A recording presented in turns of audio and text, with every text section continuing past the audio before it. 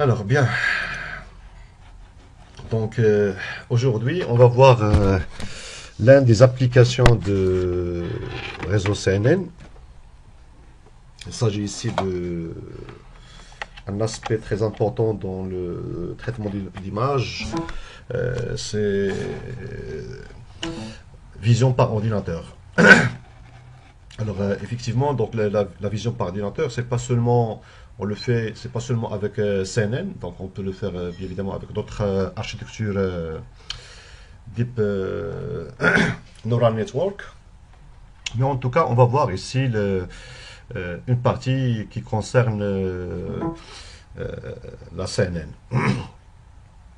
Alors, lorsqu'on parle ici d'un réseau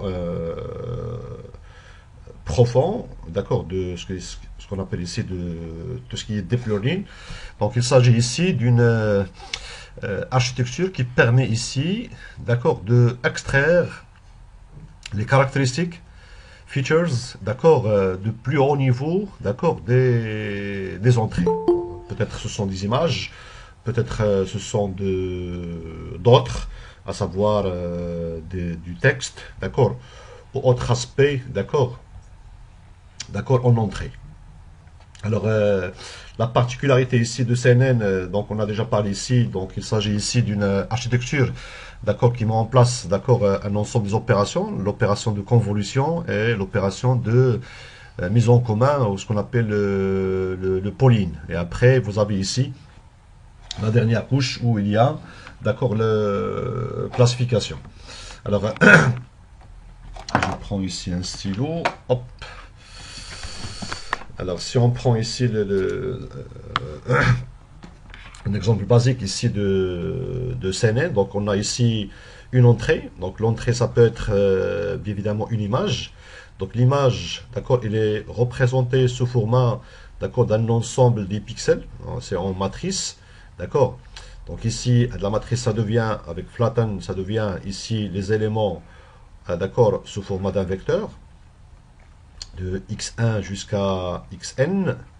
D'accord, donc chaque colonne, c'est la première colonne, il est là. Deuxième colonne, troisième colonne, et ainsi de suite. Après, on va construire ici notre architecture CNN. D'accord, un réseau de neurones. D'accord, donc vous avez ici un réseau de neurones. Il y a ici l'ensemble des couches cachées. D'accord, donc ça dépend ici de profondeur de ce qu'on appelle de réseau de neurones jusqu'à d'accord la dernière couche où il y a softmax. Donc chaque neurone, d'accord, elle est reliée avec les autres neurones et ainsi de suite.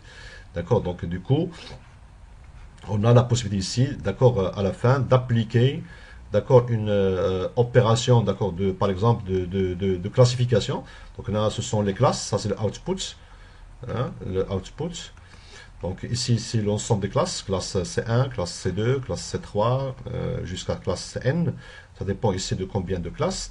Donc cette opération, donc ici, on met ici ce qu'on appelle un softmax, d'accord, qui permet ici de normaliser ici les probabilités, d'accord, pour qu'une entrée soit, hein, d'accord, de la classe C1 ou de la classe CN avec l'ensemble d'accord des opérations. Donc dans chaque étape, ici il y a un ensemble des opérations, en particulier ici l'opération de convolution. D'accord, c'est le fait ici de balayer d'accord la fenêtre d'accord de kernel, un ensemble des filtres. D'accord, et après on applique un polling, soit un max polling, soit un average polling ou autre, avec une fonction d'activation. Souvent c'est le ReLU comme fonction d'activation. Donc ça, c'est ce qu'on a déjà vu et fait les séances précédentes. Donc aujourd'hui, on va essayer de voir ici quelques aspects concernant la vision par ordinateur. Voilà. Donc d'une manière générale, lorsqu'on parle ici de vision par ordinateur, c'est une branche, d'accord, de l'intelligence artificielle, d'accord, dont l'objectif ici, c'est traiter et analyser, d'accord, les images et les vidéos, ou les informations, les données qui se trouvent dans les images et vidéos. Alors, dans le computer vision, on peut distinguer ici plusieurs tâches. Alors, à savoir la tâche de classification, ça veut dire en entrée, vous avez ici une image, d'accord, X, et en sortie, on doit attribuer, donc cette image, elle appartient à la classe C1 ou à la classe C2. D'accord, par exemple, vous avez ici une image de chat et chien, et à la fin, on aura, d'accord, soit ces chiens, soit ces images. Donc, en entrée, vous avez une image avec un seul objet, d'accord, donc, et en sortie, vous avez ici une étiquette de classe. Ça veut dire que cette image, elle appartient à la classe X1 ou la classe X2. Alors, il y a la localisation d'objets. Localiser un objet, ça veut dire c'est localiser ici la présence d'un objet dans une image et aussi indiquer, bien évidemment, ici l'emplacement avec ce qu'on appelle un bounding box, ça veut dire un cadre de sélection.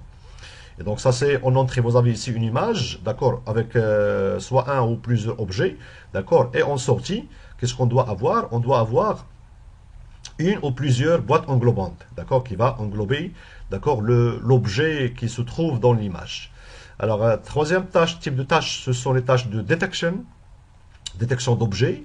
C'est à la fois c'est localiser la présence d'objets avec un box et aussi c'est attribuer la classe. Ça veut dire vous disiez que telle image elle contient tel objet et voici l'emplacement d'objet. Et donc vous avez ici en entrée d'accord une image qui contient un ou plusieurs objets et en sortie vous aurez ici plusieurs boîtes englobantes plus la classe. Alors, dernier type de tâches, ce sont les segmentations, d'accord, d'objets. Hein, d'accord, ce qu'on appelle ici la segmentation sémantique. D'accord, donc ça veut dire c'est localiser ici, d'accord, ou faire la reconnaissance ici, d'accord, en mettant en évidence ici des pixels, d'accord, pour chaque objet, d'accord, d'une manière différente à les autres objets. Alors, d'une manière générale, les tâches principales. Alors, vous avez ici la tâche de classification, ça veut dire vous avez une image et vous devez donner une étiquette, par exemple, est-ce que c'est chat ou chien. Vous avez ici detection, d'accord, detection, ça veut dire à la fois vous aurez ici ce qu'on appelle les boîtes englobantes, ça veut dire c'est une boîte qui indique où se trouve l'objet et quels sont ces différents objets, d'accord, et indiquer ici, d'accord, quel type d'objet. D'accord, par exemple, ici, vous avez ici dog, cats, machin. Il y a la partie segmentation. La partie segmentation, ça veut dire c'est indiquer, d'accord, ou attribuer ici, d'accord, des classes spécifiques pour chaque type d'objet. Par exemple, ici, si on prend l'image, vous avez ici tout ce qui est en jaune, ça représente la segmentation de ce qu'on appelle du chat. Vous avez ici tout ce qui est en bleu, c'est le ciel. Tout ce qui est en rose, par exemple ici, c'est le montagne, et tout ce qui est en vert, c'est la terre. C'est une segmentation. Et on peut avoir, bien évidemment, une segmentation d'instance, ça veut dire la présence de plusieurs objets, d'accord, qui permet ici de faire ici une segmentation. Et on va voir en détail ces différents aspects. Donc, alors, lorsqu'on parle ici de classification, donc vous avez en entrée une image. Ça peut être bien évidemment une image claire comme le cas ici d'un chien, ou vous avez ici une image, je ne sais pas, très spécifique. Par exemple, une image médicale, d'accord, ou radiologie, d'accord. Et donc, la sortie, donc en entrée, vous avez ici une image, et la sortie, on doit avoir ici une étiquette. Donc, il s'agit ici, d'accord, d'un modèle qui est supervisé, d'accord, lors de l'entraînement. Et donc, la sortie ici de la tâche de classification, c'est tout simplement, d'accord, une valeur qui est discrète, d'accord, puisqu'on est dans un domaine de classification dans le sens le plus large, d'accord, du mot dans l'apprentissage automatique. Vous avez ici la possibilité ici de faire une classification multi-étiquette. Ça veut dire, c'est le fait ici de détecter, d'accord, via une image, quelles sont, d'accord, les différentes classes, d'accord, et par conséquent ici, si on prend ici la sortie, ça veut dire c'est plusieurs valeurs discrètes, c'est pas une seule valeur, et donc qui représente ici l'ensemble, d'accord, des catégories qui se trouvent, d'accord, d'une image, d'accord. On aura aussi la possibilité ici de faire la localisation. Alors la localisation, donc étant donné bien évidemment une image, l'idée ici c'est localiser où se trouve un objet à l'intérieur de cette image. Alors la sortie ici, c'est une valeur discrète qui représente une catégorie, bien évidemment, est-ce que c'est chien ou chat, plus, d'accord, ce qu'on appelle un bounding box. D'accord, ça veut dire, d'accord, une classe qui va faire, d'accord, il va entourer ici l'objet. Et cette boîte, elle est définie ici par 4 paramètres. Ce point, xy, d'accord, de ce point, hein, xy, dans l'échelle, et plus le width and height, d'accord, la largeur et l'épaisseur, d'accord, de ce qu'on appelle de l'image. Il y a la partie détection. Alors, donc ça, c'est une partie ici de classification, de localisation. Alors, la sortie ici, lorsqu'on parle ici de détection, d'accord, donc computer vision, d'accord, la sortie, ce sont des boîtes, un ensemble de boîtes englobantes, d'accord, qui vont délimiter, bien évidemment, ici, ou là, d'élimination, qui associées à des valeurs, bien évidemment, discrètes de classification. Ça veut dire que tout ce qui est ici, le vert, c'est un chat, et la boîte englobante rouge, c'est un chien. Donc, c'est à la fois, vous avez ici la localisation, d'accord, et la classification. Alors, comment on va faire ici la détection? Donc, on va essayer de voir les aspects. Bon, on va essayer d'entrer en détail dans quelques éléments, et d'autres éléments, on va faire ici un overview. D'accord? Donc, en termes de détection, l'une des difficultés majeures, d'accord, lorsque vous avez ici une image, on ne sait pas c'est quoi exactement le nombre exact d'instances. C'est-à-dire, lorsque vous avez ici une image, est-ce qu'il contient deux instances? Est-ce qu'il contient 1000 instances? On ne sait pas. D'accord? Donc, on ne sait pas, et ça, c'est une difficulté. D'accord? C'est une difficulté. D'accord? Si jamais on savait d'avance combien d'images, ça veut dire, par exemple, vous avez ici seulement une image, on est sûr et certain que toutes les images, elles contiennent chien et chat, d'accord? Le 2. Donc, dans un réseau, bien évidemment, CNN, qu'est-ce qu'on va faire ici? On va faire, par exemple, ici, d'accord, une fonction d'activation qui va retourner ici 0 et 1. 0, par exemple, pour le chat et le 1 pour le chien. Et on aura, par exemple, ici, une fonction simoid. D'accord? Une fonction simoid. Donc, on n'a pas besoin ici d'un softmax. On a une fonction simoid. Donc, vous avez ici chien, chat, ou la présence des les deux.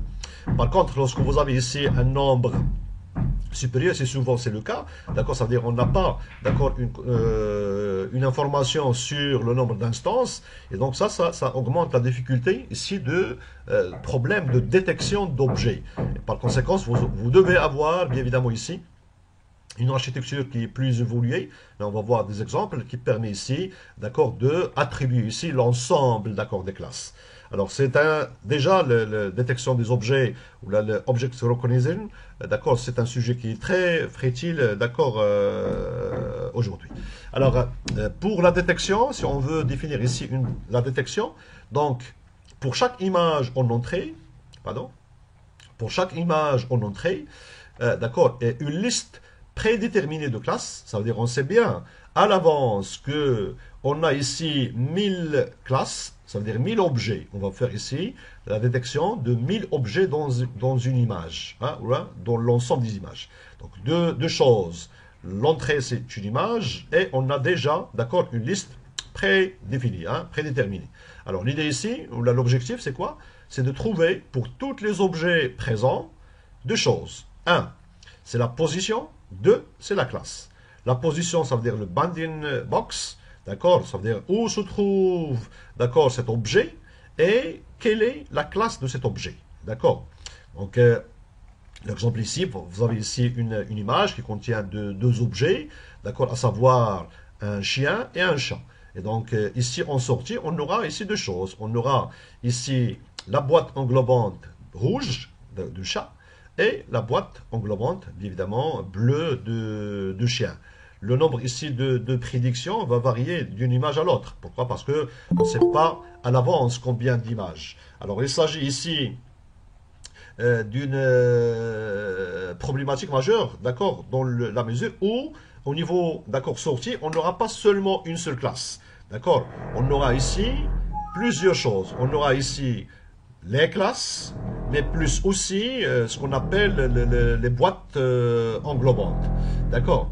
Alors, par conséquent, si on prend ici l'exemple, d'accord, de cette image, donc nous, on aura ici la boîte englobante, d'accord, donc là, le chat, d'accord, avec une probabilité de 0,97, d'accord, et voici le bounding box. Le bounding box, d'accord, il est défini par 4 paramètres. Donc, à savoir la position XY, qui est la boîte, le rectangle, plus la largeur et la hauteur. De même, donc ici, on a ici le chien avec la probabilité, d'accord? Donc c'est une probabilité de 0,92 que c'est un chien.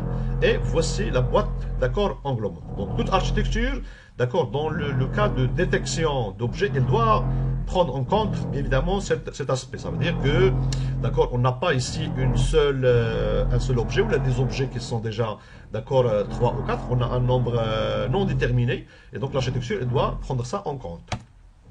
Alors, lorsqu'on parle ici de détection, d'accord, et classification, d'accord, donc il y a plusieurs moyens ici pour le faire. Bien évidemment, il est possible de faire ici de la détection par un réseau de classification. Alors, qu'est-ce qu'on va faire? On a la possibilité ici de définir ce qu'on appelle ici une fenêtre, un window, et on va essayer de balayer le fenêtre. Donc, balayer le fenêtre, balayer le fenêtre pour chaque position. D'accord, on a à l'intérieur, bien évidemment, un objet. Donc, à chaque position, on a ici, d'accord, un objet. D'accord. Et donc, c'est une approche, d'accord, ce qu'on appelle ici les crops, ou les fenêtres coulissants. Et donc, pour chaque crops, c'est-à-dire pour chaque fenêtre, d'accord, un réseau de classificateurs, il va être, ça veut dire ici, je prends cette partie et je fais ici la classification de quoi? De ce qui est à l'intérieur, ça veut dire de cette image. C'est comme vous disiez ici, il y a une sorte de fragmentation d'image, d'accord, en sous-éléments, d'accord, et pour chaque élément, d'accord, pour chaque fragment, d'accord, qu'est-ce qu'on va faire? On va essayer de faire, d'accord, un réseau de classification. Et après, on va conserver ici les N prédictions les plus confiantes. Ça veut dire quoi ça? Ça veut dire, si j'ai cette image, je peux faire comme ça, je vais la découper, par exemple, en 9, voilà, d'accord. Donc, j'ai ici 9 images. La première, la deuxième, la troisième, quatrième, cinquième, et ainsi de suite. D'accord. Et donc, pour chaque image, ici, je vais essayer de faire la classification. D'accord. Donc, la classification de cette image, la classification de celle-là, et ainsi de suite. Et après, donc, vous aurez ici, par exemple, si vous avez ici 9, d'accord, zones, donc on aura bien évidemment ici 9 prédictions, mais on va tout simplement conserver les prédictions les plus confiantes. Ça veut dire dont la probabilité elle est assez importante. Donc le deuxième problème qui s'impose ici, c'est le choix, bien évidemment, de la géométrie de la fenêtre. Donc est-ce que c'est un carré? D'accord, ça veut dire qu'on va faire ici un découpage par carré. On va faire ici un découpage par triangle. Et souvent, on fait le découpage par carré. Pourquoi? Parce que la finalité, on aura bien évidemment ici, d'accord, une boîte englobante sous format de carré. Alors, donc, quelle est la taille ou si c'est un problème qui s'impose? Ça veut dire la fenêtre. Est-ce que je vais faire ici, d'accord, fragmentation de cette image à 9? Et donc, ici, on définit ici la taille, la largeur et la hauteur de la fenêtre coulissant, ou je prends tout simplement ici, d'accord, des fenêtres plus petites. D'accord. Et il y a aussi l'aspect ratio, ça veut dire, c'est quel est le rapport entre la largeur et la hauteur. C'est-à-dire, est-ce que je vais faire ici un rectangle ou un carré ou autre. Alors, c'est une possibilité, mais ce qui est important ici, vous avez ici, c'est une tâche qui est très fastidieuse. Pourquoi? Parce que si vous avez ici une image, par exemple, je ne sais pas, de 1024 sur 1024, d'accord, et on va essayer de faire ici fenêtre de 3,3, d'accord, de 3,3, vous pouvez imaginer combien de fenêtres on doit avoir ici. Donc c'est beaucoup de fenêtres, voire parfois des milliers de fenêtres, d'accord. Et donc pour chaque fenêtre, il faut faire bien évidemment un réseau de classification. Et donc ça c'est une tâche qui est très fastidieuse et ça nécessite beaucoup de temps, d'accord. Donc pour chaque réseau vous aurez ici des dizaines de secondes. Alors au lieu de faire ça, il y a d'autres possibilités. Là on va le voir. Donc on est ici maintenant seulement dans le cadre, d'accord, de définition des concepts. Alors, la segmentation, ça aussi, c'est une tâche aussi de, comme on a déjà dit, de computer vision. Donc, vous avez ici une image, d'accord? Et donc, l'idée ici, c'est de donner, d'accord, des pixels selon la classe. Donc, par exemple, ici, on aura ici une segmentation de le chien en rouge, d'accord, de l'arrière-plan en orange et du chat en vert. Et donc, chaque pixel de l'image, elle est associée à une catégorie, pixel par pixel, d'accord. Alors, il y a aussi la segmentation d'instances. Ça veut dire que vous avez ici, d'accord, beaucoup d'éléments et on veut, bien évidemment, faire un ensemble des instances. Ça veut dire que c'est localisation plus segmentation. Et donc, chaque instance d'objet sera segmentée d'une manière indépendante des autres. Et donc, le résultat ici de segmentation de ça, on pourra avoir qu'il s'agit ici, d'accord, segmentation de l'ensemble, d'accord, des instances qui se trouvent, d'accord, dans cette image, mais d'une manière indépendante, c'est-à-dire l'un il est indépendant de l'autre. Bien, alors si on prend le cas ici de classification, on a travaillé sur la classification dans plusieurs fois, d'accord, dans les chapitres précédents. Donc vous avez ici une image en entrée. Alors l'image, donc la finalité, l'image c'est quoi? C'est un ensemble, comme on a déjà dit, c'est un ensemble de pixels. D'accord? Donc c'est un ensemble de pixels. Cet ensemble de pixels, ça devient bien évidemment ici un vecteur, colonne par colonne. Et ce vecteur, il va entrer bien évidemment dans un réseau profond. D'accord? Alors il s'agit ici de CNN. D'accord? Donc il s'agit ici d'un réseau de CNN qui est un très bon bon modèle pour l'extraction de caractéristiques, d'accord, des images. Donc, on aura, bien évidemment, pour chaque élément, lorsqu'on fait ici l'opération de convolution, d'accord, d'une étape vers une autre, d'accord, d'une étape vers jusqu'à, bien évidemment, la partie fully connected, c'est-à-dire pour faire ici la classification. Alors, l'objectif ici, il y en a la fonction objectif. Donc l'idée ici, c'est de réduire le maximum possible, d'accord, l'erreur. Donc quand on a déjà cité les différents chapitres, d'accord, de ce cours, vous avez ici un réseau de neurones, d'accord, multicouche, voilà. Et donc il s'agit ici ce qu'on appelle un modèle supervisé. On va faire entrer l'image dans le réseau de neurones. Vous avez ici les poids, WI, d'accord. On va pour chaque perceptron, d'accord, on va calculer ici le sigma de WI fois XI, d'accord. Donc ça, c'est dans le cadre où, d'accord, on a ici un MLP, ça veut dire un multilayer perceptron, où on va faire ici, bien évidemment, l'opération de convolution, WI fois XI, d'accord, c'est balayer le filtre, d'accord, et on va calculer ici l'erreur, d'accord, la fin, donc on calcule l'erreur, et après, qu'est-ce qu'on doit faire? On doit faire un back propagation. Alors, la rétropropagation, c'est pour modifier les poids. Quand on le trouve, alors les modifier, comment on va le modifier? Donc, dans un premier lieu, il faut définir ici, d'accord, la fonction objectif. Alors, la fonction objectif, c'est souvent, d'accord, donc c'est le moins log de la vraisemblance de softmax. Ce qu'on appelle ici l'entropie croisée. Donc, le E est égal à quoi? Il y a moins sigma de n allant de 1 jusqu'à n de log de la probabilité de y est égal dn, c'est-à-dire la classe dn, sachant xn w. Alors, ça, c'est dans le cadre de classification, c'est softmax. D'accord, c'est l'expression yi sur sigma de l'exponentielle de yi. D'accord. Et donc, l'idée ici, c'est de faire cette opération de backpropagation lors de la phase d'entraînement pour réduire l'erreur. Alors, les bases de données qu'on utilise, donc il fallait quand même des bases de données qui sont assez importantes.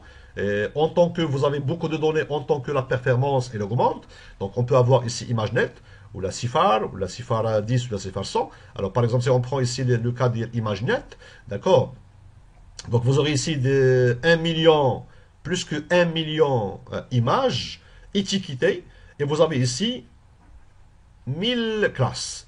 Ça veut dire ici, cette base de données, d'accord, elle contient 1 million qui sont distribués selon 1000 classes. Et donc votre architecture, elle doit être capable de réduire l'erreur le maximum possible pour classer une image en entrée parmi 1000 images. Et pour faire ça, ça veut dire pour classer une image par rapport à 1000 classes, ça veut dire votre architecture elle doit être de haut niveau. Et donc, par conséquent, les caractéristiques de l'image ou de l'architecture, elle doit être, bien évidemment, un très bon, bien évidemment, extracteur de caractéristiques. CNL s'inscrit dans ce cadre. C'est une architecture qui a prouvé son efficacité en termes de représentation des features. Alors, la classification multi-étiquette, donc c'est une sorte de classification. Donc, on garde les mêmes choses, sauf ici, qu'est-ce qu'on a? On a ici la phase d'entraînement. Donc, on utilise ici l'entropie croisée comme fonction objectif. Mais ici, la probabilité est distribuée entre les catégories présentes dans l'objet. D'accord? Et donc, ça, c'est très important. Alors, dans le cas où vous avez ici une classification simple, donc qu'est-ce qu'on a ici en sortie? On a ici tout simplement un vecteur. Un vecteur qui contient ici les probabilités. La probabilité, d'accord, de y sachant xn et les poids. Donc par exemple ici, les probabilités, donc comme vous pouvez remarquer ici, la probabilité la plus élevée, ici c'est 0,8. Et par conséquent, ça veut dire que ça c'est un chien. Maintenant, si vous avez ici multi-étiquette, donc qu'est-ce qu'on doit avoir ici? On doit avoir ici une probabilité, d'accord, distribuée entre les catégories présentes dans l'image. Et donc, par conséquent, ici, on aura ici les deux, d'accord, ce qu'on appelle probabilité. Donc, en termes d'évaluation, soit on connaît ici le nombre d'objets dans l'image, donc ça c'est un cas, d'accord. Si on décide, d'accord, une seuil sur le source-max, par exemple, on va prendre ici la probabilité qui est supérieure strictement à une valeur. Ça veut dire quoi ça? Ça veut dire que l'étiquetage ou la classification multiclasse, si on sait bien combien d'objets, par exemple on a 3 objets, et donc on doit prendre ici les 3 probabilités les plus élevées. Et si on ne sait pas, d'accord, combien d'objets, donc on doit décider, d'accord, à une seule. Donc, ça veut dire on va prendre par exemple les objets, tous les objets de cette classe, cette multi-étiquette, dont la probabilité elle est supérieure, d'accord, à ce qu'on appelle une sorte de seuil. D'accord. Alors, dans la partie localisation, de même, donc la partie localisation, donc il s'agit ici d'une image. On a ici un réseau, bien Monsieur, évidemment. Oui, je suis désolée mais عافاك تقدر ترجع لي هذا ouais, اللي قبل ما نمشي. هنايا واش غيعطينا دو probabilité غيحسب لينا exactement. Ah, il y a مثلا une matrice, ouais.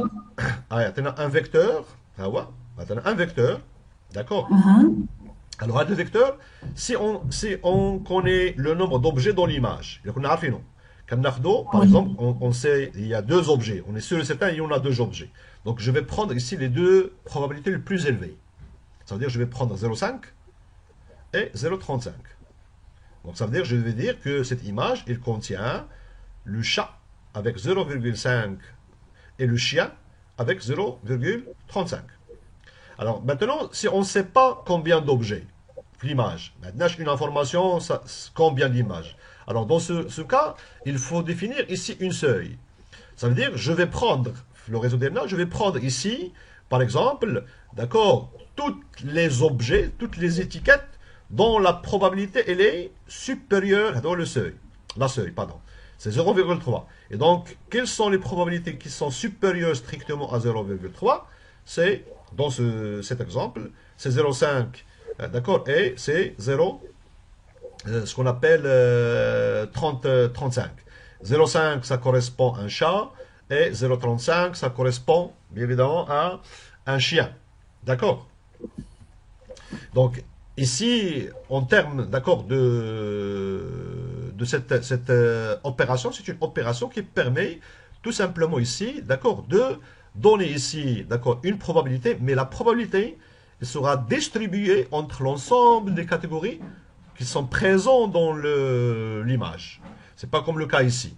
Le cas ici, je prends ici, puisqu'il s'agit ici de localisation, classification, ça veut dire une seule image. Donc j'aurai ici une matrice, un vecteur de probabilité, et donc je prends ici la proba, d'accord, la plus élevée. Ici, je prends ici soit le nombre, d'accord, le nombre de ce qu'on appelle des étiquettes, d'accord, le nombre des étiquettes qui correspond au nombre d'objets, d'accord, dans l'image, si on a cette information. Et si on n'a pas cette information, il faut déterminer ici, d'accord, je veux savoir, je veux extraire, ou je veux avoir, tout simplement, d'accord, toutes les étiquettes dont la probabilité elle est supérieure à 0.3, ou là, une seuil spécifique. Ça marche. Là, on va voir un D'accord, واضح exemple pratique. السلام. Merci beaucoup. Ouais.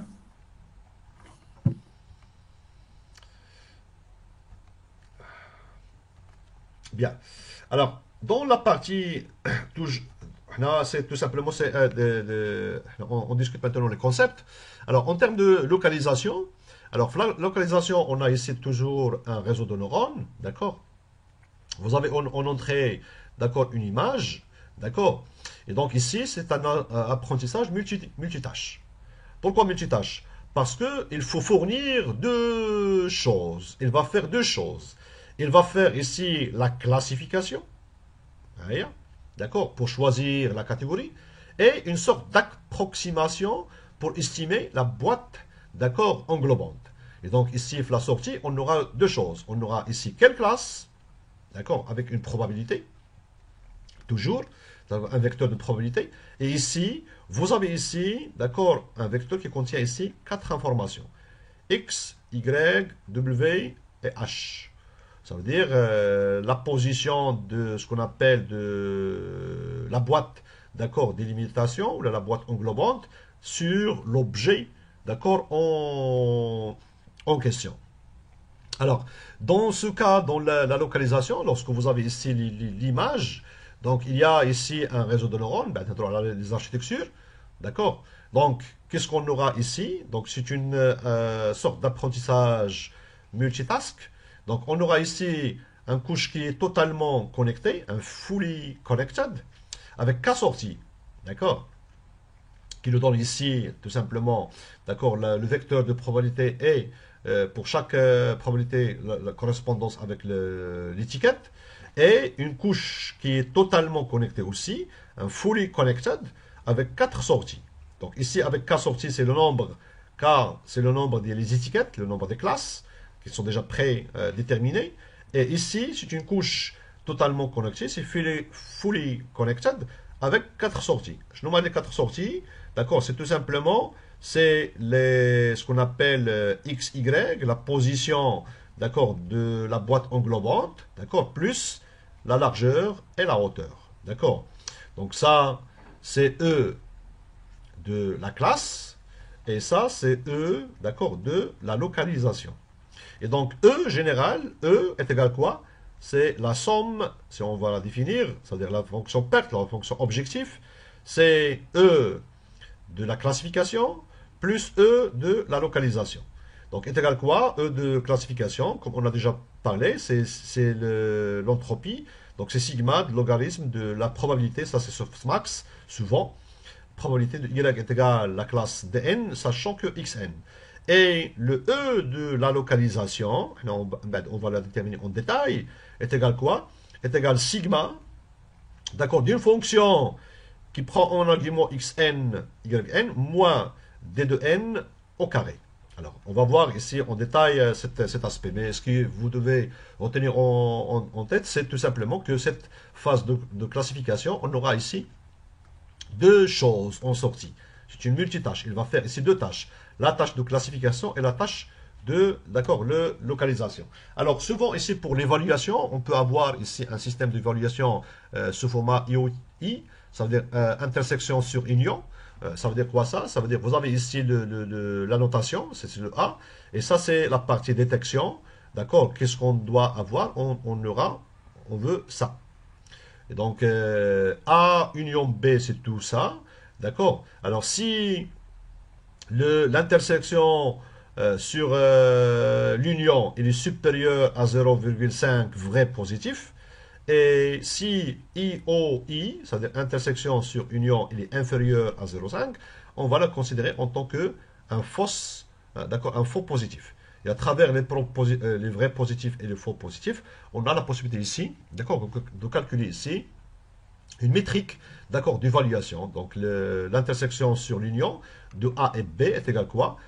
C'est l'intersection sur l'union. Et on va calculer cette valeur. D'accord, s'il est supérieur à 0,5, ça veut dire que c'est un vrai positif. Et s'il est inférieur à 0,5, ça veut dire que c'est un faux, d'accord, positif. Et on a aussi d'autres métriques, on va les voir après. Alors, donc d'une manière générale, lorsqu'on parle ici de la reconnaissance d'objets, donc on a ici une phase de classification, il y a la classification plus la localisation, et il y a object detection, où il y a, d'accord, classification et localisation multi-instance, d'accord, sur une image. Alors, d'une manière générale, lorsqu'on parle ici de reconnaissance d'objets, object recognition, d'accord, il fait référence ici à un ensemble, d'accord, des tâches de vision par ordinateur, de computer vision, à savoir la classification, comme on a déjà dit, la localisation, d'accord, d'objets, et ici il y a détection, d'accord, object detection, et il y a object, d'accord, segmentation, hein, d'accord. Et donc ça, ce sont, comme vous pouvez remarquer ici, les différentes tâches, d'accord, de computer vision. Alors, en termes de performance, d'une manière générale, les performances d'un modèle, on a les modèles les plus connus, d'accord, de classification d'images sont évaluées à l'aide de ce qu'on appelle l'erreur de classification moyen, d'accord, sur l'étiquette, d'accord, de la classe PRIDI. Pour les performances d'un modèle de localisation, d'accord, d'un objet sont souvent, d'accord, évaluées à l'aide de la distance entre la boîte englobante entendue et prévue, d'accord, pour la classe entendue. D'accord, donc normalement, il s'agit ici d'un système, comme on l'a déjà dit ici, supervisé, ça veut dire la base de données, les datasets, vous avez quoi? Vous avez ici des images, pardon, vous avez ici des images, et vous avez ici des objets, et il y a la boîte. Ça, c'est la dataset, hein, d'accord. Vous avez une image, je ne sais pas de quoi, et vous avez ici la boîte. Après, lorsque vous faites ici ce qu'on appelle la localisation, on va faire quoi? On va essayer de voir la distance, de définir la distance entre la boîte englobante attendue, pardon, hein, d'accord, et ce qui est prévu. Donc cette distance, il y a d'accord, le degré de performance d'un modèle. Et pour les performances d'un modèle pour la reconnaissance d'objets, d'accord, donc ils sont souvent évalués ici par l'exactitude, la précision, le rappel, F-mesure, d'accord, à travers chacune des meilleures boîtes englobantes, d'accord, qui correspond ici les objets. Et souvent ici, on parle ici de ce qu'on appelle, d'accord, une image qui contient plein d'objets. Et donc s'il s'agit de plein d'objets, donc votre système, il est arrivé à reconnaître combien d'objets sur la totalité. Bien.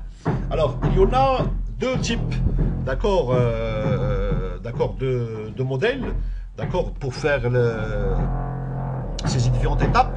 Il y a ce qu'on appelle ici, d'accord, Region Proposal Based, d'accord, ce sont des modèles qui sont basés sur la proposition de région. Et il y a la régression classification, c'est-à-dire les modèles qui sont basés sur la régression et la classification. Alors, d'une manière générale, Object Detection, donc vous avez ici les modèles, d'accord, de Region Proposal Based, à savoir ici, le plus connu c'est le RCNN, Region CNN, il y a aussi le SPPNet, il y a aussi le Fast RCNN, il y a le Faster RCNN, et il y a aussi le Region Full Connected Network, d'accord. Alors, il y a aussi le deuxième type, d'accord, au framework, c'est Region ou la Regression Classification Based. Donc ici, vous avez ici Multibox, il y a Attention Note, il y a YOLO, d'accord, très connu. Il y a ResNet, SSD, pardon. Il y a YOLO 3, YOLO 3, d'accord, jusqu'à YOLO 4. Donc, de manière générale, vous avez ici quelques catégories. Donc, on peut le classifier entre deux. D'accord, donc ce sont les algorithmes qui sont basés sur des régions proposées, un region proposal. Il y a ici des variantes de CNN, comme vous pouvez remarquer ici. Il y a le RCNN, ça c'est 2014. Il y a le Fast RCNN, d'accord, c'est-à-dire un RCNN plus rapide, ou là un Faster, un RCNN plus rapide. Ce sont des améliorations. Et il y a les algorithmes, d'accord, qui sont basés sur grid based. ce qu'on appelle GriffX. Alors ici, il y a le YOLO, actuellement il y a le V simple, et il y a le Single Shot Detection, hein, le SSD. Alors là, on va essayer de voir les différents algorithmes. Alors la famille de RCNA, alors Region Proposal Classifier, alors ça signifie quoi ça? Donc c'est un algorithme, d'accord, qui permet ici, ou là ce sont les algorithmes qui proposent ce qu'on appelle ici des régions promoteuses en termes de présence d'objets. Ça veut dire des objets, ou là des régions pertinentes, c'est-à-dire des régions qui contiennent, d'accord, des objets. Alors, ils sont souvent des algorithmes qui sont basés parfois sur des heuristiques. D'accord, ça c'est les premiers algorithmes. Par exemple, la recherche en probe ou la distribution particulière des compteurs, ce qu'on appelle ici les edges. D'accord. Il y a aussi d'autres algorithmes qui sont plus sophistiqués. En particulier, ici, il y a le Selective Search. D'accord. Donc, étant donné une image en entrée, il va proposer 1000 régions en quelques secondes. Hein. Vraiment, c'est très rapide. D'accord. Mais sur un CPU. Ça veut dire qu'il n'utilise pas ici de temps réel. D'accord. Et il y a aussi, d'accord, le Edge Boxes. D'accord, ça aussi, ce sont des algorithmes, d'accord, qui entrent dans le cadre de ce qu'on appelle Region Proposal. Region Proposal, ça veut dire lorsque vous avez ici, d'accord, une image, alors, qu'est-ce qu'il fait l'algorithme? Il propose des régions, d'accord. Il propose des régions, d'accord. Ce sont des régions promoteuses, ça veut dire des régions pertinentes, entre parenthèses, qui sont susceptibles d'avoir ici des objets. Et après, d'accord, on aura ici des classificateurs c'est pas pour toutes les fenêtres glissantes, hein, c'est pas comme le cas des fenêtres glissantes. Alors si on prend par exemple une image, alors fenêtre glissant, on peut avoir ici, d'accord, combien d'images, ça dépend ici de la taille de la fenêtre glissante, d'accord, ça peut être ici, d'accord, 10 à la puissance 10K, 10 000 régions. Et pour chaque région, il faut faire un classificateur pour voir ici, donc il appartient à quelle classe. Donc là, il y a un ensemble de problèmes qui s'imposent. Problème, d'accord, de la dimension, la taille, d'accord, la taille, le choix de la taille, le rapport entre la hauteur et ce qu'on appelle et la largeur. On a déjà discuté ça. Alors, d'autres algorithmes, d'accord, c'est pas l'approche de ce qu'on appelle les fenêtres coulissantes. C'est tout simplement, ce sont des algorithmes qui proposent, d'accord, un ensemble des régions promoteuses, d'accord, et on aura ici bien évidemment un nombre sûr et certain inférieur, d'accord, à l'approche des fenêtres glissantes. Donc, par exemple ici ce Selective Search, d'accord, il propose à peu près 1 kg 1000 regions. Alors Region Proposal, donc comme j'ai déjà dit, au lieu d'utiliser ici les fenêtres coulissantes, on utilise ici de propositions d'objets. Donc en particulier ici, on a plus beaucoup d'algorithmes. Entre autres, vous avez ici Selective Search. Donc c'est un algorithme qui est apparu en 2011 dans la conférence ICCV. D'accord. Donc l'idée ici, c'est quoi? C'est on pré-sélectionner seulement les fenêtres qui présentent un objet. D'accord. Donc il est basé sur la segmentation. Donc d'accord, il est basé sur la segmentation, mais aussi sur d'autres méthodes.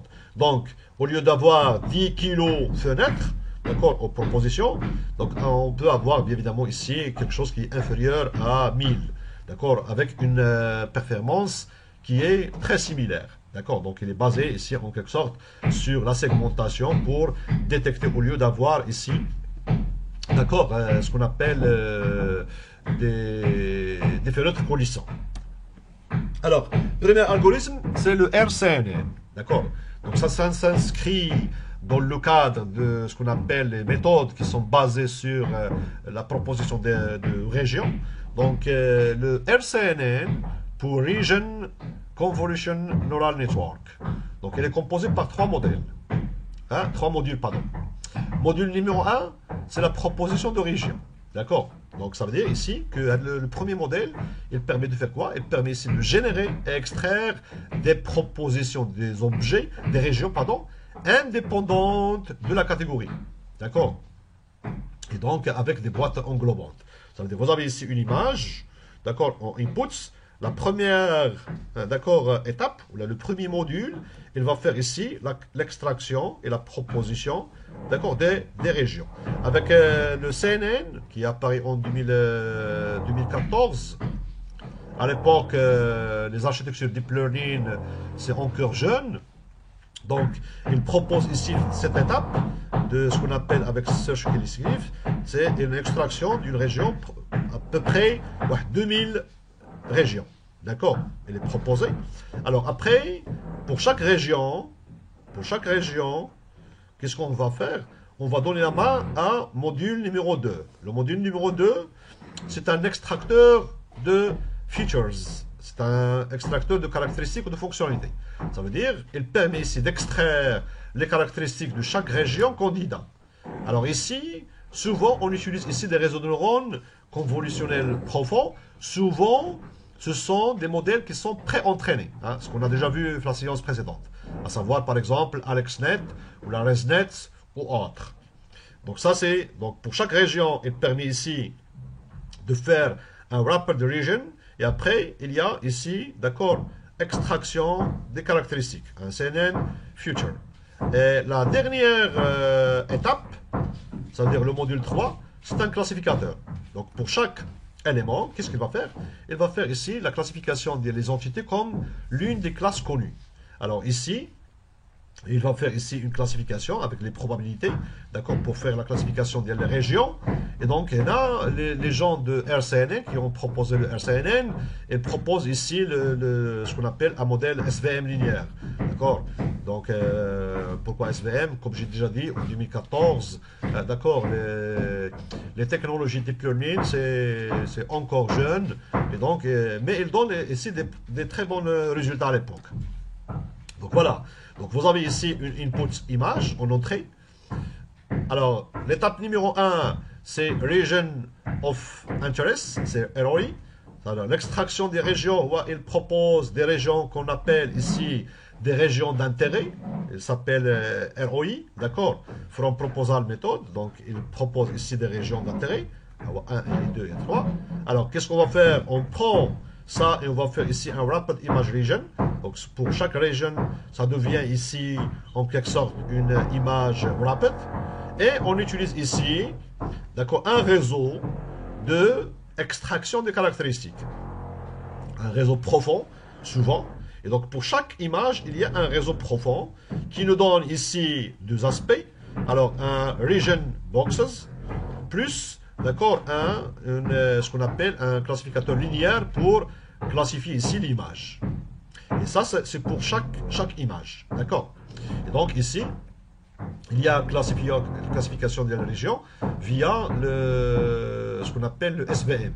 Et après, on va appliquer ici un régresseur pour trouver ici, d'accord, la boîte englobante. Donc ça, c'est l'architecture d'une manière générale de RCNN. Alors, les inconvénients ici, que RCNN est très très très lent. D'accord, surtout en termes de l'entraînement, de la formation, et aussi de l'inférence. Pourquoi? Parce que si vous avez ici une image, on peut avoir ici 2000 propositions. Ça veut dire ici, vous avez ici 2000 propositions. Et pour chaque proposition, il faut traiter par, chaque proposition, elle doit être traitée ici par un CNN. C'est-à-dire, pour chaque proposition, il fallait ici, d'accord, un réseau CNN. D'accord, un réseau profond. D'accord, pour extraire les caractéristiques. Et par conséquent, ici, le RCNN, qu'est-ce qu'il fait?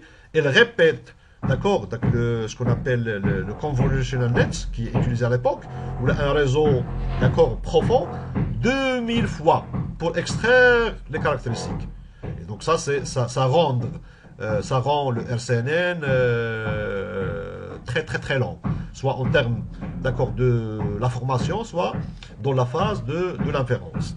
Alors, au lieu de faire ça, il y a une autre solution. Alors, au lieu de, bien évidemment, traiter ici chaque, d'accord, ou la faire exécuter ici, ou répéter, d'accord, le modèle, d'accord, profond pour l'extraction des caractéristiques 2000 fois, on peut le faire une seule fois. D'accord? Donc, au lieu de convertir ici 2000 régions en cartes de caractéristiques, c'est-à-dire le map, le future features maps, d'accord, on peut convertir ici, d'accord, à une seule image. Comment? Donc, lorsque vous avez ici, évidemment, l'image, il va être ici, one time, une seule fois, sur un réseau de profond. Et un des réseaux profonds, ça peut être Convnet, ça peut être autre chose. Qu'est-ce qu'on va faire? On va aller vers, bien évidemment, un résultat qui permet ici de définir ici feature map, d'accord, de l'image. Et ici, il y a region of interest, c'est-à-dire sont les régions, d'accord. Et donc, au lieu d'exécuter ça pour chaque région, on a inversé les choses. C'est-à-dire, vous avez les régions et vous pouvez avoir ici, d'accord, ce qu'on appelle un seul deep learning neural network, d'accord, souvent pré-entraîné, d'accord, qui atteint les différentes régions, et après un fully connected, qui permet ici de donner ici les deux aspects, à savoir quelle classe, d'accord, et boxes, d'accord. Donc, ça c'est le Fast RCNN. Ça c'est l'approche, d'accord, qui est proposée en 2015. D'accord. Donc, RCNN à l'époque, il a connu un grand succès. D'accord. Mais le problème, comme j'ai déjà dit ici, c'est un problème de temps. Il est très lent. D'accord. Donc, les gens, des chercheurs de Microsoft d'ailleurs, d'accord, ils ont proposé ici une extension pour résoudre un peu le problème, d'accord. Et donc vous avez ici le Fast RCNN. Donc au lieu d'utiliser ici un ensemble, d'accord, de réseaux de neurones pour chaque proposition, qu'est-ce qu'ils proposent? Vous avez ici une image et on a ici un Deep Convolutional Nets, un Deep Learning. Et après, vous avez ici un Deep Learning qui permet ici, d'accord, de détecter ce qu'on appelle le feature map, la carte des caractéristiques, avec un region of interest projection. Donc ici, qu'est-ce qu'on va faire après? On va faire ici un pooling. Mais un pooling de quoi? Un pooling, c'est-à-dire mise en commun de les régions. D'accord? Region of interest. Après, on a ici un fully connected. Et à la base de fully connected, on a deux sorties. Un, avec un softmax qui nous donne ici ce qu'on appelle, il appartient à quelle classe. Deux, avec un régresseur, il nous donne ici le boxes, ça veut dire les quatre valeurs, x, y, et w and height. D'accord. Alors, le Fast RCNN, donc c'est un modèle qui est proposé ici, d'accord. Donc, au lieu d'utiliser ici plusieurs, ce qu'on appelle un pipeline, d'accord, pour apprendre et produire directement des régions et des classifications, d'accord. Donc c'est une architecture, d'accord, qui prend, d'accord, une image, d'accord, comme un ensemble de propositions de régions, d'accord, qui sont après transmis à travers un réseau neural convolutif profond. Et donc souvent dans le cas de Fast, ce qu'on appelle le réseau de neurones convolutif profond, qui sert à détecter ici ce qu'on appelle le Future Maps, d'accord. Donc c'est un modèle qui est pré-entraîné tel que ce qu'on a déjà vu la séance précédente avec VGG16 ou VGG19 ou AlexNet ou ResNet ou autres, d'accord. Et à la fin, d'accord, du CNN profond, donc il y en aura ici une couche personnalisée, d'accord, ce qu'on appelle ici ROI, c'est regroupement de régions d'intérêt, les ROI. D'accord, c'est un max pooling en quelque sorte, d'accord, ou regroupement de rois. Et ça, c'est qui permet ici d'extraire les fonctionnalités spécifiques pour la région candidat d'entrée donnée. Alors, si on va voir ici de la partie de Region of Interest Pooling Layers, qu'est-ce qu'on a? On a ici les régions qui sont définies par proposition, d'accord, qui sont divisées souvent en 3-3 ou 7-7 parties, d'accord. Ça veut dire vous avez ici les différents éléments. Alors, ce qui est en bleu, c'est la vraie boîte, d'accord, englobante, et ce qui est en rouge, c'est la boîte de délimitation qualifiée. Alors, qu'est-ce qu'on va faire? Donc, vous avez ici de la boîte, et donc on aura ici un max pooling, d'accord, max pooling, comme vous pouvez remarquer ici, de la boîte. Si on prend cette boîte rouge, le max Pauline. Quel est le maximum ici? C'est le 8. Voyez. Après, vous avez ici cette boîte. D'accord? Quel est le maximum ici? C'est le 9. Voyez. C'est l'opération max Pauline d'ailleurs. Et en bas, vous avez ici la boîte ici qui est le max, c'est le 8. Et ici, quel est le max? C'est le 2. Et on aura ici, d'accord, la couche fully connected. D'accord, qui permet ici, d'accord, d'utiliser ici par pour la classification et pour le régresseur pour détecter la boîte englobante. Donc le Fast RCNN, donc c'est un CNN d'ailleurs, d'accord, souvent c'est un CNN qui est préformé, d'accord, sur des tâches de classification à la base de ImageNet par exemple, qui contient, comme j'ai déjà ici, 1000 classes. Donc avec une couche de Pauline finale qui remplace ici la couche de Pauline Region of Interest. Et il y a la couche Fully Connected finale, d'accord, qui va être remplacée par ici deux branches, d'accord. Une branche Softmax pour la catégorie, pour détecter la classe, et une branche de régression, d'accord, qui permet ici d'accord, de définir ici la boîte englobante, d'accord, à la catégorie spécifique. Voilà. Donc, d'une manière générale, vous avez une image. Il y a ici un CNN pré-entraîné, ce qu'on appelle un backbone. Donc, la sortie ici, c'est quoi? C'est la carte, d'accord, de Features Maps, d'accord. Après, qu'est-ce qu'on peut avoir? On peut avoir ici un Region of Interest Pauline, d'accord, selon les region proposal, avec donc souvent des region proposal, il est utilisé par exemple ici le selective search qui nous donne ici le n region proposal. Mais regardez ici, on ne travaille pas ici sur l'image, mais on travaille ici sur future map. Et ça c'est très intéressant. D'accord, ça veut dire ça va réduire énormément le temps de traitement. Après, vous avez ici de fully connected, d'accord. Et la dernière, il nous donne ici deux choses.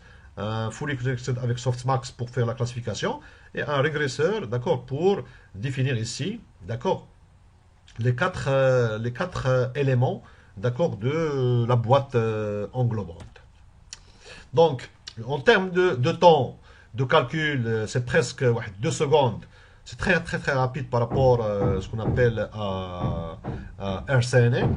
Donc c'est 2 secondes à peu près pour la proposition de la Region of Interest. Donc la partie CNN, donc c'est presque 0,3 secondes pour la partie réseau. C'est très important. D'accord, donc vous avez ici image. On a ici le CNN, à savoir le VGG ou autre.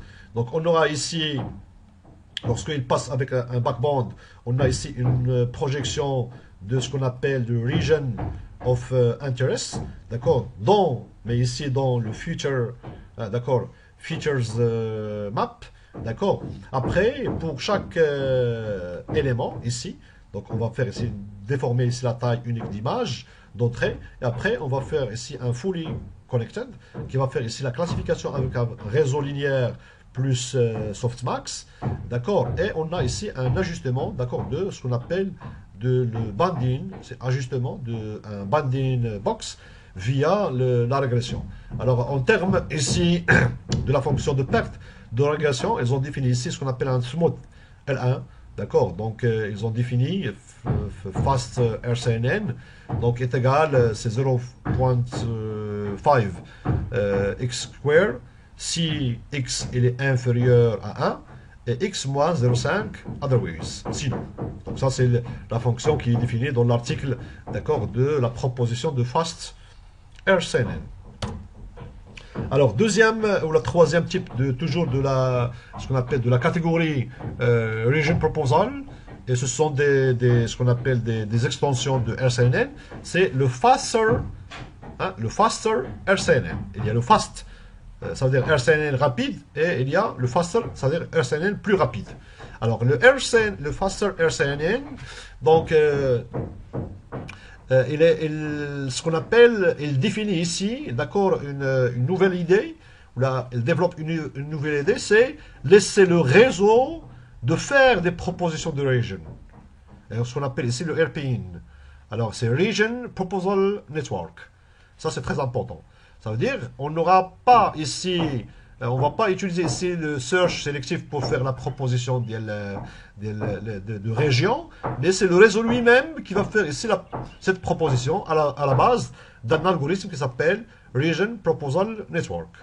Donc, c'est accélère grandement, bien évidemment, le processus d'entraînement et d'inférence. D'accord? Le RPN, il s'améliore. D'accord? The Region Proposal Network s'améliore via la backpropagation des pertes. Donc, à chaque fois, il y a une backpropagation. Donc, le RPN, d'accord, ça devient plus amélioré. Ils ont introduit ici 9 prototypes de banding, ce qu'on appelle un Concord Box. D'accord? 9. D'accord? 1, 2, 3. Et chaque élément, il contient ici le 3. Alors, et ça constitue ici la différence majeure entre le fast RCNN et le faster. Donc, le fast CRN, c'est que nous n'utilisons pas ici de méthode de proposition de région spéciale, hein, comme le cas de fast CRN, à savoir le selective search, pour créer des propositions. Au lieu de cela, on va faire ici entraîner un réseau de propositions de régions qui prend les cartes caractéristiques, c'est-à-dire feature map, comme proposition de région d'entrée et de sortie. Et ce sont les propositions, d'accord, qui sont introduites après dans une couche de regroupement, d'accord, max region of interest. Et donc, là, la différence. Donc, ici, dans le cadre, bien évidemment, ici, de le fast RCNN, qu'est-ce qu'on a? On a ici, d'accord, une image. On va faire passer l'image dans un réseau pré-entraîné, un backbond, qui atteint ce qu'on appelle le future map. Après, on a ici, d'accord, un region of interest from proposal method, à savoir search, sélectif ou autre. Après, on va faire ici un ROI pooling, ça veut dire un region of interest pooling pour la mise en commun. D'accord? Et on a ici, d'accord, un fully connected layer, les deux choses, avec un softmax classifier, d'accord, et un régresseur linéaire pour faire ici un boxing. Pour le cas de faster, comme vous pouvez remarquer ici, il y a toujours l'image, vous avez ici un backbond, ça veut dire un réseau de neurones profond, mais ici, la phase, vous avez ici future map, ici, il y a region proposal network. Donc, après, c'est lui-même qui nous donne, d'accord, la proposition de la région. Hein, d'accord, on n'utilise pas ici, d'accord, une proposal méthode. Non, c'est le réseau lui-même qui détecte et qui va être entraîné pour, d'accord, trouver ici les bonnes regions. D'accord. Après, on va faire ici un ROI Pauline et on va faire ici la classification. Et donc ça rend cette architecture très très très puissante lors de le traitement de l'image. Alors le faster, comme j'ai déjà ici, le faster RCNN, donc c'est une approche qui est aussi proposée en 2015. Donc vous aurez ici le lien. Donc l'architecture ici, c'est une architecture qui contient ici 2 modules. Un réseau de propositions de régions. Voilà. D'accord. Ça veut dire le réseau lui-même. Maintenant, on va former, on va entraîner, on va faire apprendre le réseau pour proposer des régions. D'accord. Donc, c'est un réseau de neurones convolutifs, d'accord, pour proposer ici des régions, d'accord, et le type d'objet à considérer dans la région. Et vous avez ici un modèle 2, c'est un fast RCNN, d'accord, fast RCNN. Donc, c'est un réseau de neurones convolutifs pour extraire des caractéristiques de régions proposées et générer les boîtes, d'accord. Donc, pour chaque élément, on fait ici, d'accord, l'extraction des caractéristiques et on va générer ici la boîte englobante. Ça veut dire, en sortie, vous avez ici le classifier plus les 4 valeurs de la boîte englobante. Voilà, donc,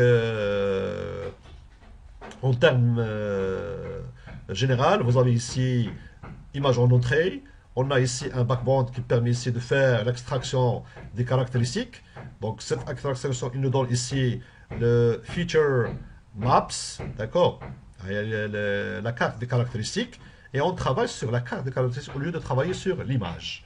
Donc, dans la carte de caractéristiques, on a ici un RPN, d'accord, ça veut dire c'est Region Proposal Network, c'est lui qui va apprendre, d'accord, c'est un réseau de convolution, d'accord, et pour chaque, d'accord, localisation, il va faire ici Object Test Classification plus le boxing. Donc après, il y a ici le features maps, d'accord, de projection de les différentes régions à OMA. On va faire ici mise en commun, d'accord, il y a les regions. Donc il nous donne ici, d'accord, le vecteur de ROI Pauline.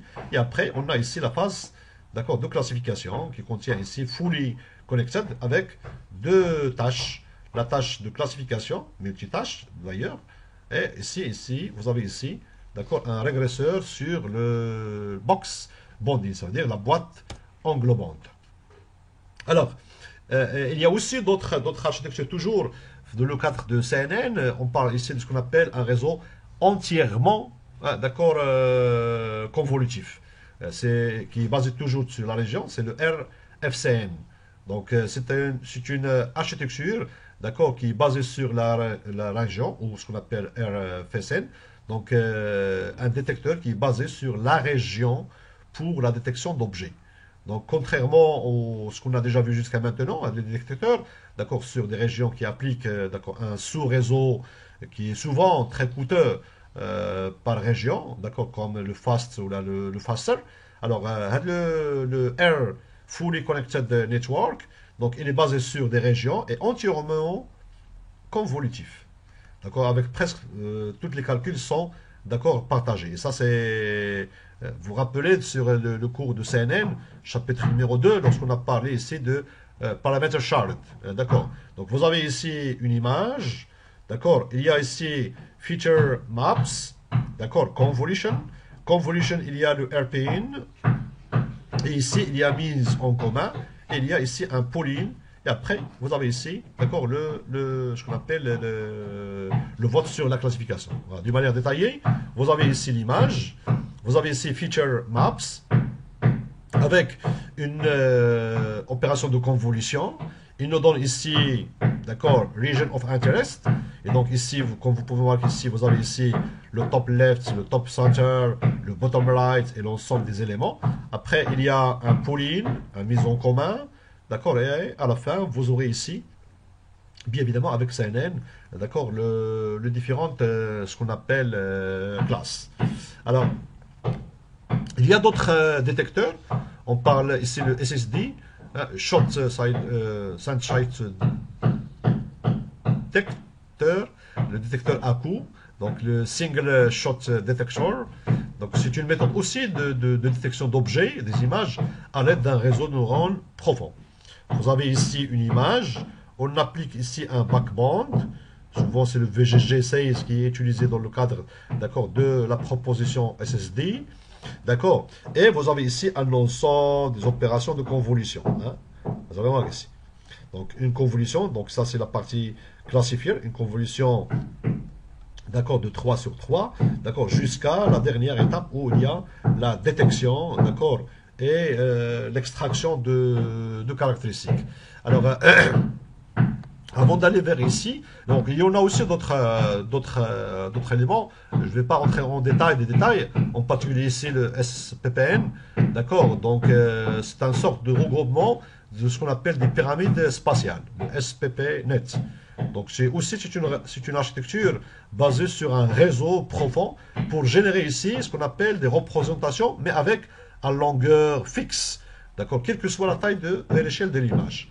Donc ça veut dire que vous avez ici une poutre, on applique ici, d'accord, des réseaux de ce qu'on appelle de convolution. Après on a ici feature maps, d'accord, of convolution avec arbitraire size. Et ici il y a le spatial pyramid polylayer. D'accord, pour chaque élément, on va donner ici, d'accord, une représentation avec longueur fixe. Et à travers la longueur, on peut faire ici la classification et détection de ce qu'on appelle de region. Donc vous avez une pause, vous avez un backbond, d'accord. Et ici, vous avez un convolution 5 qui permet ici de détecter ici feature maps of image et fin de l'étape PADI, d'accord. Donc on parle ici de spatial pyramid pooling, d'accord, qui permet ici de donner à la fin, d'accord, ce qu'on appelle, d'accord, une représentation avec, d'accord, une longueur fixe, quelle que soit, d'accord, l'image, quelle que soit l'échelle, d'accord, de l'image. images. Alors, on a des exemples. Alors, on a des exemples avant d'aller. Donc, il y en a d'autres ici, en particulier ici, par exemple, le détecteur ReturNet, d'accord, qui permet ici aussi d'utiliser ici le Future Pyramid Net, d'accord, et pour chaque, d'accord, pyramide, il va, bien évidemment, spécifier ici, il va proposer ici quelle classe est le box, d'accord, et il va être entré ici, d'accord, dans ce qu'on appelle une classification, le subnet, d'accord, et pour chaque élément, d'accord, avec une opération de convolution, il nous donne ici, d'accord, des subnets top et du subnet, d'accord, bas. Avant de parler ici de la famille de modèles YOLO, You Only Locks Once. D'accord, donc c'est une autre architecture, d'accord, qui permet ici de faire la détection unifiée d'objets en temps réel. D'accord, lui-même il est apparu en 2015. Donc c'est une approche qui est basée sur un réseau de neurones formé en bout, d'accord. Mais ici, c'est pas une famille de ce qu'on appelle de region proposal, d'accord. Donc ça c'est grid, d'accord. Alors avant de voir ici ce qu'on appelle le YOLO, d'accord, on va essayer de faire un exemple.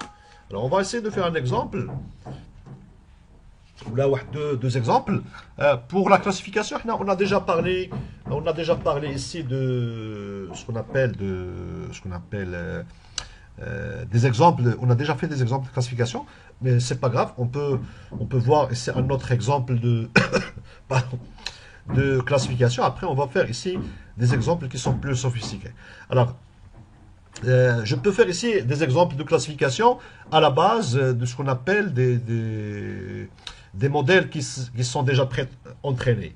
Alors d'ailleurs, lorsqu'on a parlé ici de classification, soit je vais définir ici ma propre architecture, d'accord. Donc vous avez ici, pardon, classification. Donc vous avez ici, d'accord, une image en entrée, et on aura ici, d'accord, un ensemble, d'accord, de probabilités distribuées, d'accord, d'une manière normale, ça veut dire la somme obligatoirement est égale à 1. D'ailleurs, ça c'est le rôle de softmax, d'accord, qui permet ici de définir, d'accord, et de faire ici la classification.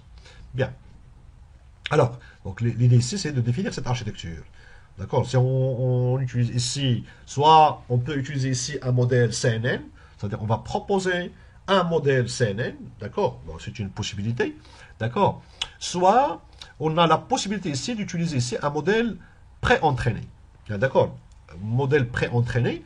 Alors si on prend ici le cas, par exemple, d'accord, le modèle pré-entraîné, par exemple le VGG. Pardon, le VGG 16 ou le VGG 12, pardon, 19. Donc ce sont deux modèles, ou la ResNet, ou UNet, ou Inception. D'accord. D'ailleurs, les modèles qu'on a déjà vus les séances précédentes. D'accord, ce sont des modèles qui sont déjà entraînés sur des bases de données qui sont assez gigantesques, à savoir ImageNet avec 10 millions, 1 million et plus, d'accord, d'images étiquetées, et il permet ici de faire une classification selon 1000 classes. Ça veut dire que le modèle qui est déjà pré-entraîné, c'est un modèle vraiment qui est très puissant. Et d'accord, et il permet ici de donner une représentation des caractéristiques de haut niveau. Alors, soit on a la possibilité ici d'utiliser, ici, comme j'ai déjà dit ici, ce type de modèle, soit on va définir notre propre architecture. D'accord, les deux sont utiles. Mais est-ce qu'on va utiliser ici un modèle pré-entraîné, ou on va utiliser ici, dans la tâche de classification, ou on va utiliser ici un modèle propre à nous, c'est-à-dire on va le devenir à 0, soit on va faire ici de ce qu'on appelle le transfer learning, comme on a déjà vu, et fine-tuning, comme on a déjà vu la séance précédente. Alors, dans tous les cas, donc, on va faire ici un exemple. Alors, pour l'exemple, ici,